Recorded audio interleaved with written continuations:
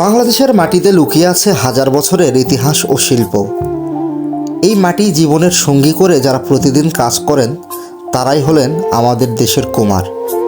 আজকের ভিডিওতে আমরা জানব কুমার কিভাবে মাটি দিয়ে তৈরি করেন দৈনন্দিন জীবনের প্রয়োজনীয় নানা জিনিসপত্র। গ্রাম বাংলায় একসময় প্রায় প্রতিটি গ্রামেই ছিল কুমারপাড়া। হাঁড়ি পাতিল বাসনকোসন সব কিছুই তারা বানাতেন। এই পেশা শুধু কাজের নয়, এটি একটি প্রজন্ম থেকে প্রজন্ম চলা ঐতিহ্য। কুমাররা প্রথমে নদী, খাল বা পুকুরের পাশ থেকে ভালো মানের এঁটেল মাটি সংগ্রহ করেন। এই মাটি রোদে শুকিয়ে পরিষ্কার করে পানির সঙ্গে মিশিয়ে নরম করা হয়।